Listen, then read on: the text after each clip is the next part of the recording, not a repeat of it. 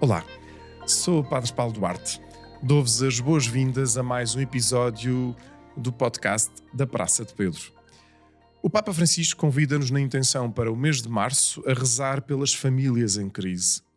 Em particular, para que as famílias divididas encontrem no perdão a cura das suas feridas, redescobrindo até nas suas diferenças as riquezas de cada um. Que intenção tão importante e podemos mesmo dizer atual. Para nos ajudar a refletir sobre esta intenção, temos hoje duas convidadas, Ana Sampaio Bahia e Rita Fernandes. Faço uma breve apresentação de cada uma. Ana Sampaio é antiga aluna do Colégio das Caldinhas, também antiga animadora de campinácios dos centros universitários e outros projetos ligados à Companhia de Jesus. É formada em Psicologia, trabalha há 10 anos na área social, em particular na promoção e proteção dos direitos das crianças e jovens. Está neste momento em formação na Sociedade Portuguesa de Terapia Familiar. Nos últimos anos tem investido em formação no tema de parentalidade positiva. Atualmente trabalha na Vida Norte, acompanhando grávidas e mães em clínica privada. É casada com o Tiago, é mãe do Kiko e da Leninha. A Rita Fernandes é antiga aluna da Faculdade de Filosofia e Ciências Sociais da Universidade Católica Portuguesa, onde estudou Psicologia. Por isso, psicóloga neste momento. Também casada com o Ivo e mãe da Teresa, do Kiko e Lu. Tem especial interesse pela área da psicologia perinatal, parentalidade e sono do bebê. Atualmente trabalha em clínica privada. Também é importante dizer que ambas fazem parte da comunidade da vida cristã, mais conhecida também por CVX. Também ainda dizer que ambas colaboram na nossa revista Mensageiro, já pelo 3º ano com a secção Família e Espiritualidade, e tenho a dizer muito apreciada pelos nossos leitores. Olá, bem-vindas, como estão? Olá. Obrigado por Olá. estarem aqui connosco. Muito bem, muito entusiasmadas. Nervosas um bocadinho também. É? Sim, um bocadinho. Por que será? Por que será? Mas muito Não, vai gratas ser e aqui muito uma boa contentes. conversa. Sim, porque há uma coisa que é verdade. Já são 3 anos também. Vocês colaboram. Bem, na amizade há mais tempo, mas também já são. Este é o 3º ano com colaboração da Família e Espiritualidade no Mensageiro, não é? Em que vocês tratam, de facto, estes temas, como se nota, que são muito queridos. E que também são tão importantes, e esta intenção deste mês, não é? Em que sabem que as intenções vão intercalando sobre questões mais diretamente com a Igreja e outras da sociedade. O Papa tem sempre este cuidado de, ora, dirigir as intenções sobre a Igreja, ora sobre questões mais da sociedade. E em particular deste mês, sociedade com a questão da crise das famílias e a crise que também é importante olharmos para elas. E é daí que começo, no fundo, com passando-vos a bola, não é? De facto, a palavra crise tem tendencialmente uma conotação negativa. Esta coisa, quando a gente ouve falar de crise, algo está a acontecer negativo. Sim. No entanto, tem um sentido de encruzilhada, cruzamento, e percebemos que também é oportunidade. Nesta lógica, não é? Quais as crises familiares que consideram naturais possam surgir, não é? E quais as que possam ser, dentro dessas naturais, da vossa experiência, as mais frequentes? Só uma nota prévia acerca daquilo que Por favor. estavas a dizer, da questão das intenções do Papa. E o Papa é muito inteligente nas intenções que coloca, porque nos faz já aí perceber que nós vivemos num ambiente sistémico. Ninguém vive sozinho. E por isso, quando nós olhamos a família e olhamos as potenciais ou reais crises que a família enfrenta, não podemos deixar de ver a família como um sistema entre sistemas. E também com microsistemas lá dentro. E por isso essa análise, e estavas também a fazer a apresentação e estava a pensar, a nossa participação na revista, acho que para nós, enquanto profissionais, também é um momento muito interessante de reflexão. Porque a nossa atividade é super interventiva e é de relação direta com as pessoas, e os momentos de reflexão, a não ser nas supervisões, na intervisão, que vamos tendo e somos obrigadas a tê-lo. E nas formações que têm que estar constantemente a fazer. E nas não é? formações que temos de estar constantemente a fazer. o momento de paragem e muitas vezes no início do ano olharmos sobre o que é que vamos falar este ano, e muitas vezes fazemos esse planeamento prévio, mas é super flexível, e muitas vezes, olha, não, isto na intervenção é o que me está a ocorrer, esta problemática tem-me surgido, tem-me tocado imenso, eu preciso de parar e preciso de escrever sobre ela. E isso para nós é um momento, enquanto profissionais, super, super importante, e por isso as reflexões que nós partilhamos, acredito que possam de facto tocar, porque elas vêm de um estímulo da necessidade real com a qual trabalhamos todos os dias. E nesse sentido, sobre a crise, à luz da psicologia, eu acho que para nós até pode ser um bocadinho difícil. Eu percebo essa conotação negativa, percebo que é assim que a sociedade o vê, mas nós somos tão trabalhadas e o nosso pensamento é tão formatado no sentido de olhar a crise como uma oportunidade de transformação, que ela para nós não tem de facto essa conotação. E há muitos momentos, se calhar no início das intervenções, que passam por ajudar a pessoa a olhar a crise de outra forma. Até quase poderíamos dizer, quando se não há crise, então também é estranho. É muito estranho, porque a vida das famílias e a vida da pessoa é feita de crises e de tarefas, ou seja, de tarefas desenvolvimentais que têm de acontecer, e que para acontecerem tem de haver um momento em que o estímulo e o desafio quase parece superior às competências que nós temos para o cumprir. Concordas, Rita? Concordo, sim, de facto. E diria até nos tempos de hoje que as famílias têm multidesafios, não é? O conceito de família muda também, foi mudando, foi sofrendo alterações, e a forma como as famílias vivem hoje não é a forma como viviam se calhar há 20, 30, 40 anos atrás, ou seja, este estudo contínuo também que vamos falando, e esta discussão que vamos tendo constantemente, não só para criar os textos, mas também para acompanhar as famílias com muita seriedade e muito respeito, não é? É mesmo muito importante, por isso o Papa lançar este tema para nós é uma alegria, não é? Porque de facto parece que alguém está a olhar para nós. É isso, está a olhar para nós. E não é alguém qualquer, não é? Alguém que tem uma visão global pelo mundo inteiro, não é? Portanto, não é uma questão... porque podem dizer, há questões que podem ser profundamente locais e que não têm impacto no mundo, não é? E neste caso, quando apresenta esta intenção, é no fundo uma intenção global para o mundo inteiro. Não é? Sim, portanto, a família é de facto o sistema que sustenta a sociedade. Exato.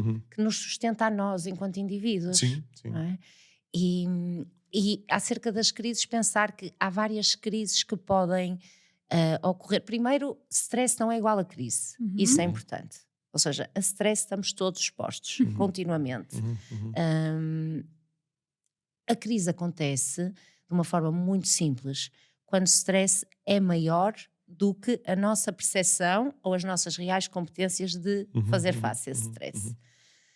Quais são, assim, se calhar, 4 principais grupos? O que é que pode acontecer numa família? Pode acontecer uma crise que diz respeito a um indivíduo em particular, porque a emoção que se vive dentro da família bebe daquilo que se passa na vida individual de cada um. É inegável. Todos os elementos afetam o sistema da família. E por isso, se alguém enfrenta uma crise individual, isso afeta inegavelmente o sistema. Pode acontecer.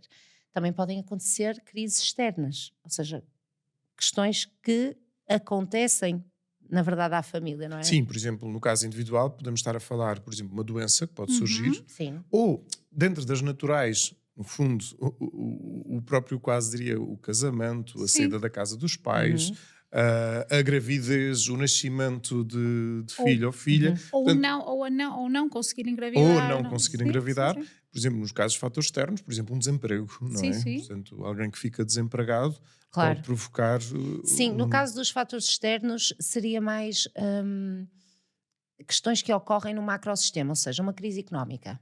É inegável, por exemplo, nós não podemos olhar as famílias agora, no nosso país, sem perceber que nós temos graves problemas de desigualdades entre os desafios que as famílias enfrentam. Podemos falar, por exemplo, da crise da habitação e das rendas, e os baixíssimos salários que não permitem às famílias manter uma qualidade digna de vida. nós não podemos olhar hoje em dia a família sem ver isso. Sim, sem esta globalidade, ou seja, como Sim. dizes, um macrosistema, numa visão de facto mais abrangente. Temos sempre de olhar a família em contexto. E por isso essa pode ser outra das crises e outros dos fatores de stress que a família enfrenta. Depois, há crises que são, digamos, normativas, que são as que acontecem ao longo do ciclo vital e que são normais. Por exemplo, a transição para a parentalidade, que se calhar é a área que nós mais trabalhamos nesta fase. Pronto, isso também diz muito da nossa geração. Acho que é uma geração que procura mais ajuda, que procura muito mais ajuda. E depois também podemos falar das questões de género na procura de ajuda dentro da família, que também são muito desiguais. Mas a transição para a parentalidade é uma crise que é suposto que ocorra, que é normativa, mas que não deixa de ser uma crise. E dolorosa, muito difícil. E muito muitas dolorosa. Vezes, não é? Muito romantizada e por isso também muito... Pois, mas por isso também aqui me sai aqui uma pergunta, não é? Quando falam de é isto, ou seja, a parentalidade, com também as transformações que acontecem, que é... E ainda mais, fazendo a ponto quase com o que dizias, Ana, sobre a sociedade e esta coisa toda de tanto a acontecer, que é, de facto, que o cansaço pode ser um grande fator de crise. Ou seja, as pessoas estão cansadas, em geral. E, sobretudo, agora em particular, na relação de casal, não é? O que é que consideram, Rita, por exemplo, importante recordar a um casal o que é mesmo essencial para não perderem o foco do amor? É que eu trago de propósito esta expressão, que é muito mais do que uma expressão, o amor, não é? Porque às vezes temos medo dela, porque o amor hoje em dia parece uma coisa quase belicodoce, muito fofinha, mas o amor de facto sabemos que é muito sério, não é? E portanto, se não há amor no casal, não há amor na família, só que também ele pode se diluir, não é? E portanto, o que é importante recordar, que é essencial para não se perder esse foco de amor um pelo outro, não é? Eu acho que é importante que quando um casal parte para uma relação ou para um casamento ou para a decisão de ter filhos, eu acho que o ajuste de expectativas é muito importante, que seja conversarem antes de cada coisa acontecerem, trabalhar questões, crenças que cada um tem em relação a determinado tema. Eu acho que isso é fundamental, mas parece-me que é um trabalho que não é feito previamente, ou seja, muitas vezes as pessoas partem para a decisão de casar, de ter filhos, sem que grandes conversas existam à volta não diria de planeamento, porque eu também acho que nós não temos de planear tudo e quase funcionar como tabelas de Excel, não é? Aliás, esse é um dos meus problemas, às vezes eu gostava de ter tudo muito orientado numa tabela de Excel e quando desvia eu fico um bocadinho mais aflita, mas eu acho que estas conversas são muito importantes e o que vamos percebendo é que a comunicação é fundamental e as pessoas têm dificuldade muitas vezes em identificar aquilo que sentem e aquilo que precisam, não é? Portanto, só para te ajudar, se calhar, o que dizes, a comunicação é fundamental. O que é que significa comunicar? Pois é isso. Não é? Ou como comunicar. Ou como comunicar. Porque perante como falaste do cansaço inicialmente, ou na transição para a parentalidade, ou nos períodos de crise, não é? Quando estamos mais tensos, há gatilhos que disparam, também muito fruto de experiências parentais porque nós adultos também já fomos crianças, já vivemos no sistema familiar, também nós temos as nossas mochilas às vezes carregadas de histórias, portanto há gatilhos que disparam que o outro não é responsável por, não é? Portanto nem sabe muito bem o porquê de eu me comportar de determinada forma. E por isso eu acho que é importante na comunicação eu ser capaz de expressar não só o que sinto, mas aquilo que eu preciso. Não é? Centrar muito naquelas que são as minhas necessidades e a tua pergunta era muito como podemos fomentar, não é? O amor na relação, mas eu acho que é isto, é eu ser capaz de dizer aquilo que eu preciso e aceitar que o outro tem necessidades e depois tentar no meio disto tudo perceber onde é que os dois dançamos, onde é que se dança aqui. Sabes que quando abençoo casamentos, brinco, meio a brincar, meio a sério na homilia, e costumo dizer, olha, vou-vos convidar a fazer outro voto para além daqueles votos. E por favor façam o mesmo, que é de nunca dizerem um ao outro eu já te conheço na totalidade. Pois, Completamente. claro. Sim. Porque a comunicação, que no fundo é perceber que há sempre algo novo a descobrir, há uma mudança. As tais crises levam-se a descobrir algo novo até da própria pessoa, não é? Portanto, e a pessoa está em transformação. Enquanto casal e enquanto família. E às vezes estamos a focar aqui muito no casal, portanto é natural, e o Papa quer até abrir ainda mais, que às vezes também há aqui muitas questões familiares, até às vezes mais abrangentes, não é? Quer a figura, às vezes brincamos exageradamente, mas pronto, a famosa figura da sogra, não é? Às vezes meio a brincar, meio a sério, mas porquê? Porque há estas projeções, há estas imagens de... também, às vezes vou dizendo, atenção que vocês estão a formar uma nova família. Não Isso são é um anexo de outra família, porque ainda por cima, então, mas de qual família? Porque vêm de 2 famílias, ou vêm de 3 famílias, enfim, mas que vocês são uma nova família. E vocês vão ter que tomar as vossas decisões a partir, porque, por exemplo, se queremos falar de crise agora mais alargada, e na minha experiência de padre, vamos falar de Natal? Sim. O Natal. O Natal, sim. É assim representativo. Pois, não é? Em consulta, Eu queria falamos muito disto. Desculpa, há pouco falaste do cansaço, quando começaste por falar da relação de casal. Por exemplo, sim, peguei nesse... Pegaste nisso. Por aí.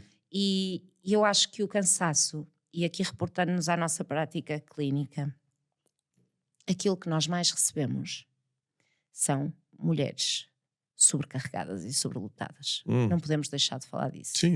E por isso eu acho que uma das principais crises, que não vem estratificada nos manuais, mas que é o que nós vemos na prática, é o atual desafio que está a ser colocado aos papéis de género dentro do casal. Nós não podemos continuar a mandar as mulheres para fora de casa ou a deixá-las, a dar-lhes essa suposta liberdade. A mulher não pode continuar a sair de casa sem o homem entrar em casa, porque senão isso não é empoderamento, isso é escravidão. E a crise dos casais atuais da nossa geração é essa. O que nos chega à consulta são mulheres sobrecarregadas, que a mulher que no fundo tem 2 ou 3 empregos. Sim. É que está-se a esquecer o de casa, não é? O de casa, mas por isso é que eu digo, ela não pode sair se mais ninguém entrar, alguém tem de entrar. Esta movimentação, esta fluidez nas funções tem de acontecer, e tem de acontecer de forma equitativa, porque senão o que acontece é que há uma desconexão enorme. É quase como que dizer, não é? Esta coisa de, sim, mas quase como que é quase uma vanglória, o meu marido ou homem ajuda em casa. Não, faz o que tem a fazer. Deveríamos passar para, cada vez mais para... Faz o que tem a fazer. Mas as mulheres agora começam a questionar isso, porque começam a aparecer casais saudáveis, as pessoas têm contacto, percebem que há outras formas de viver e começam a perceber, não, espera, o teu marido cozinha, o teu marido participa, o teu marido divide contigo responsabilidades. Isso dentro da minha casa não acontece. Sabes alguma coisa? Isso sempre, para mim, quando se fala disto, quase nem me dá que pensar, porque, por exemplo, o meu pai não se ajeita na cozinha, já está. Mas... eu sempre vi naturalmente o meu pai se levantar e lavar a louça. A mexer-se. Sempre viste o teu pai a mexer-se. A mexer-se. Portanto, e que sem aquela coisa de tu fazes isto, eu faço aquilo. Não, com muita naturalidade. E repara, quer dizer, ver esta geração e ver os meus pais nesta geração com muita naturalidade, para mim... Até te parece uma coisa estranha. Mas posso dizer que as tarefas domésticas são... dos maiores fatores de stress sobre os casais, hoje em dia, é uma coisa inacreditável. Parece uma coisa tão comezinha, tão rotineira, mas é o que desgasta no dia-a-dia. Deixa-me trazer aqui um toque de humor, mais humor sério, porque quando às vezes também me convidam para orientar ou retiros de casais, não é? E então a falar sobre isto da relação de casal. E às tantas, para brincar, eu digo, vamos falar do pingo do xixi no tampo da sanita. Então há uma gargalhada geral. E então, se a reação da gargalhada geral... Porque depois a gente esquecemos, porque às vezes quando falamos destes temas, só vamos assim para coisas muito ou importantes, ou conceptuais, etc. Mas não são, é rotina, é o dia-a-dia. Mas depois é a rotina do dia-a-dia que causam as irritações. Claro. Mas também depois a tal comunicação é gerir. É isso. O que é que significa? É gerir. Como é que se fala sobre isto? Por exemplo, o que é que significa? Dos mitos, podemos falar assim de alguns mitos que eu acho sinceramente que estão na base dos maiores fatores de stress dos casais. E o casal é a base da família. O casal dá o tom a todo o ambiente familiar e tem um papel. Porquê é que se fala tanto de parentalidade hoje em dia? Porque cada vez mais a ciência nos prova de que o maior impacto nos primeiros 1000 dias Sim. de vida daquela criança são as relações de afeto e cuidado e o ambiente em que ela está imersa. E isso é a responsabilidade dos pais. Isso é a responsabilidade dos pais, da gestão que faz com a família alargada, da forma como vivem, da forma como reagem um ao outro, da forma como cultivam esse ambiente. Isso é a responsabilidade dos pais. Um dos mitos, por exemplo, eu acho que há pouco ias tocar nisso, e acho mesmo importante, é nós acharmos que o amor romântico tem de ser sempre uma prioridade no casal. É E isso. surpreendam-se, não tem. Pois. Quando eu estou, vou falar de mim, vou dar um exemplo, mas Sim. falo de todas as mulheres. Quando uma mulher, por exemplo, na transição para a parentalidade, está a experimentar o pós-parto, é saudável, é expectável e é necessário que haja uma centração daquela mulher sobre o cuidado ao bebê durante um período relativo.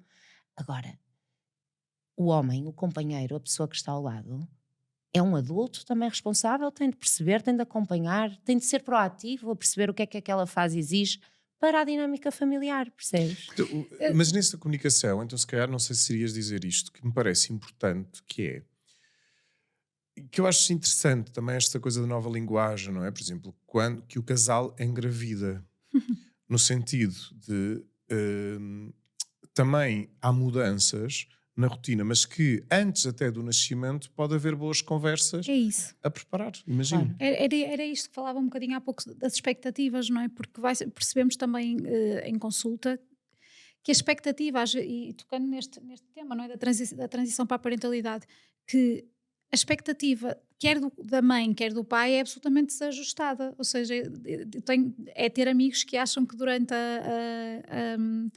a licença de parentalidade vão arrumar a garagem, ou mães que vão, não é? Vão bordar e vão fazer coisas extraordinárias, e a licença existe para tomar conta daquele bebê. Ou seja, quando é que o casal se sentou a conversar sobre isto e onde é que foi procurar informação para perceber que se calhar não vai ser possível que aquilo aconteça?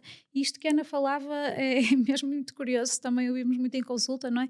De o pai se sentir substituído porque a mulher não dá tanta atenção, ou agora tu não participas, não queres ver um filme comigo, não queres...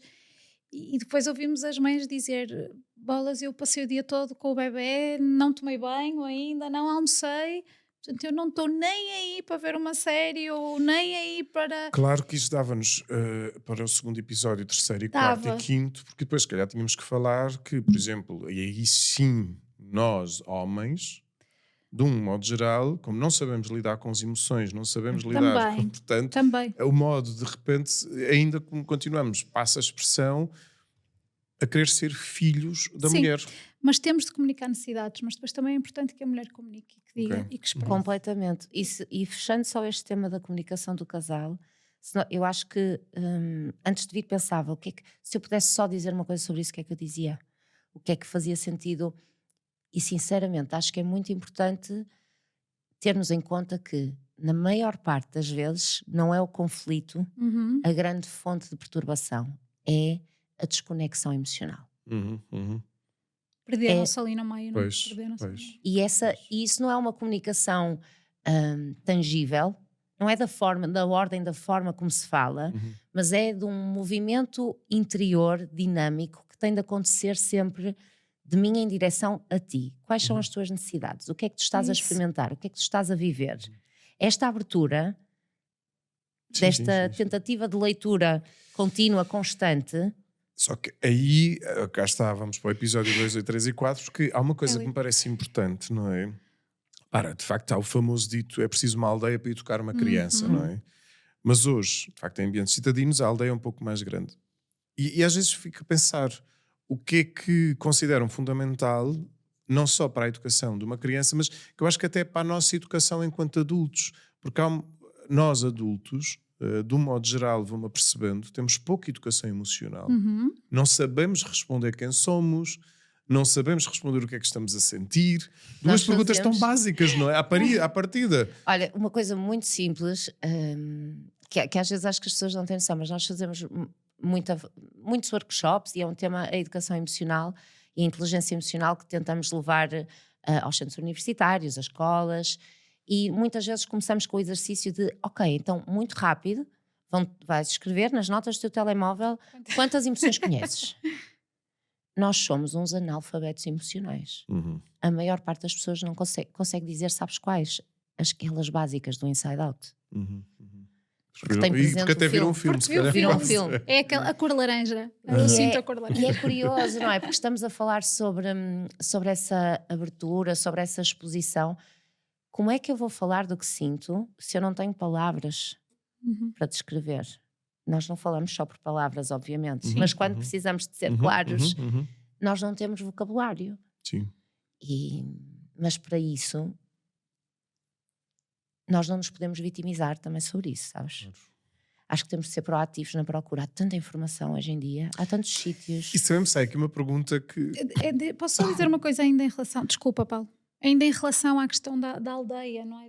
Desta aldeia, que é muito curioso, sim, é verdade, é preciso uma aldeia para educar uma criança, mas quando ouvimos algumas mães que tiveram filhos durante a pandemia, algumas delas referem que foi ótimo não terem tido a aldeia. Eu sei que isto parece um contrassenso. Ok.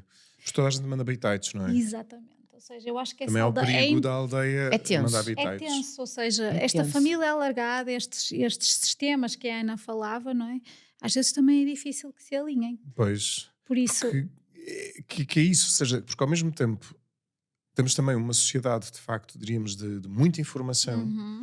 Por um lado, os bitites, passa a expressão, não é? De cada um sabe... Toda a gente sabe o que cada um tem de fazer, não é? E, portanto, e até podemos, falando até de redes, não é? Portanto, há muitos perfis individuais, institucionais, a dar informação de como educar. E às tantas, de facto, não pode haver o risco de se querer gerar uma criança perfeita, uma máquina, e vá-se lá saber o que é isso da perfeição, sim. E que há um perigo mais de uma formatação do que propriamente uma formação. Não é? Ou seja... sobre isto, ou seja, a quantidade também de informação às vezes pode ser assoberbante, não é? Pode ser perigosa, eu acho. Totalmente. Não, totalmente perigosa, e acho que resulta aqui em dois movimentos. Eu não sinto tanto, não sei se sentes isso, Rita, eu não sinto tanto uma preocupação dos pais por criarem o ser mais perfeito, mas sinto uma enorme preocupação dos pais em serem perfeitos. Sim.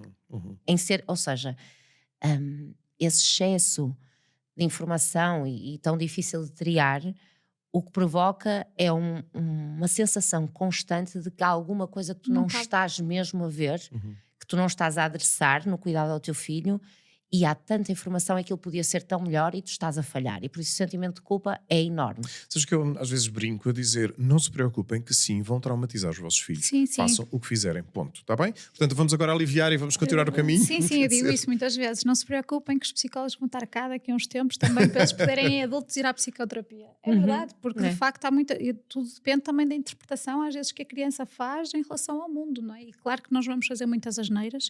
Acho que é muito importante este movimento que existe de sensibilizar também os pais para uma parentalidade mais responsável, e eu acho que estamos a falar agora de uma geração que escuta os filhos, que não existia se calhar, ou existia pouco, há uns anos atrás, por isso acho que este movimento é importante e esta informação é importante, mas é uma informação que confunde, e vamos muitas vezes, não é? E depois vemos pais, e até percebo isso na consulta, por exemplo, de sono do bebê, que não olham para o seu bebê, porque estão muito mais focados naquela tabela de sono, naquele tempo que o bebê devia estar a fazer isto ou devia fazer aquilo. Depois há uma influencer que diz que deve estar não sei quanto tempo no chão. Depois há outra que diz que a cadeira...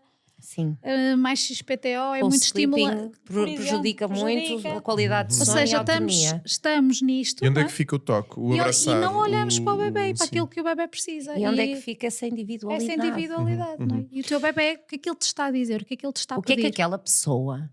Sim, que é uma pessoa, não é... Calha em ser um bebê, mas que necessidade é que aquela pessoa... está a expressar com o comportamento que está a ter. Seja essa pessoa o teu bebê, seja essa pessoa o teu adolescente, seja essa pessoa o teu marido. Sim. 3, por exemplo, quando temos mais do que um filho, não é? Aqui nós também estamos a aproximar do final e pois é, isto é um tema sempre maravilhoso e que dava para desenvolver, mas gostava também de pegar, porque o Papa Francisco, ao nível da intenção, recorda uma questão que é a comunidade, não é? Já na exortação apostólica, a alegria do amor, como na intenção, recorda a importância da comunidade como ajuda às famílias em crise. Porque aqui temos estado a focar, e bem, não é? Portanto, como lidar o interior, mas nesta nossa modo de ver a realidade mais abrangente, e vocês também estão na CVX, na Comunidade de Vida Cristã, portanto, é um modelo de comunidade, mas depois podemos falar até da própria comunidade paróquia, no sentido mais alargado. Falando das comunidades eclesiais, que propostas, enfim, sugestões da vossa experiência fariam para que haja um maior acolhimento das situações de crise familiares? Nós escrevemos por acaso recentemente um texto e acho que uma linha ou um olhar que ajuda é um olhar que parta da competência da família. Sabes, é diferente. Todas as famílias que estão em crise, há uma coisa que nós temos a certeza sobre elas. Elas de facto precisam de ajuda e a comunidade é super importante e a rede de apoio é um dos fatores mais protetores no exercício de uma parentalidade positiva, tudo isso. Mas aproximem-se partindo do princípio que a família é competente. Porque isso faz toda a diferença. Quando nós olhamos de cima para baixo para alguém, quando nos olham a nós de cima para baixo, nós defendemos-nos. Criamos muros, criamos defesas. E por isso nós encaramos a família partindo do princípio que ela é competente, que ela tem dentro dela. Podem não estar ativas aquelas competências, mas elas estão lá. Ela tem os seus recursos. E por isso esse aproximar, acho que é logo uma lógica um bocadinho diferente, sabes? Não sei se me faço entender. Sim. Acho que é olhar para a família. Que o facto de estar em crise não significa que passa a expressão, uma coitadinha. Exatamente. Não olhar a família como uma coitadinha, volto a dizer, passa a expressão. Mas é, de algum modo, também perceber, ok, há um acolhimento. Agora, o que é que vocês estão a pedir que eu possa ajudar? Mas que, de algum modo, possa haver uma disponibilidade. Enfim, as dioceses têm a pastoral familiar, não é? Que dão dicas aqui, por exemplo. Sabemos que na Arquidiocese de Braga tentou-se a Escola das Famílias, pronto, que a Rita e eu também estivemos na pastoral familiar e, portanto, temos consciência disso.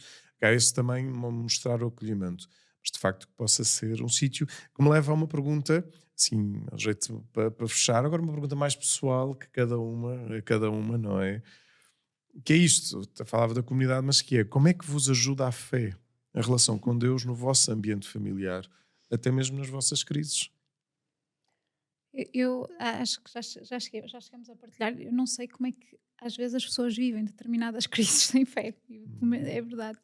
E quando falamos sobre isto pela primeira vez, ou quando li isto pela primeira vez, pensei em vários acontecimentos na minha vida e no nosso sistema familiar que aconteceram, que se de facto não fosse esta certeza de que estamos acompanhados, não é? E não estamos sozinhos, que seria duplamente, ou seja, seria muito, muito, muito difícil de conseguirmos ultrapassar de forma saudável. Certamente ultrapassaríamos, mas não tenho a certeza se o faríamos de forma saudável. Por isso, para nós, acaba por ser a base e o pilar de tudo, não é? Esta certeza de que estamos acompanhados e o querer passar também isto aos miúdos também é uma grande responsabilidade. A CVX, não há dúvida nenhuma, para nós lá em casa é uma grande é um grande colo apesar de tudo, porque cuidam de nós também quando nós precisamos, e acho que deixar é muito importante que as famílias também deixem que alguém entre na sua casa para cuidar delas, não é? Quando nós não estamos capazes, isto eu aprendi não só com a CVX, mas neste trabalho mais espiritual, não é? Ao fazer acompanhamento espiritual, ao participar nestas comunidades, que de facto também é importante que abrir as portas, não é? Sermos uma porta aberta para que outros entrem e que nós possamos receber, mas também, olha, agora precisamos, venham cuidar de nós. E acho que só na fé é que nos foi possível viver estes períodos. Teria vários, mas acho que não dá tempo. Estava a pensar que estamos em plena semana inaciana no Colégio das Caldinhas. Okay.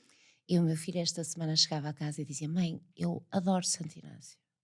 Porque se não houvesse Santo Inácio, não havia a Companhia de Jesus, não haviam os jesuítas e não havia a minha escola. Eu achei amoroso e disse: filho, mas vamos além disso cá em casa. Se não houvesse Santo Inácio, não existia a nossa família. Porque eu conheci o meu marido no Colégio da Companhia. E por isso... assim, numa nota muito prática, na verdade, se não houvesse fé, não existiríamos nós. Mas assim, no dia a dia, lá em casa, acho que em vários aspectos, tudo na nossa vida é tocado por este olhar que é comum, e é uma sorte que seja comum. Enorme desafio ser casado com alguém que não comunga desta mesma crença. Enorme desafio e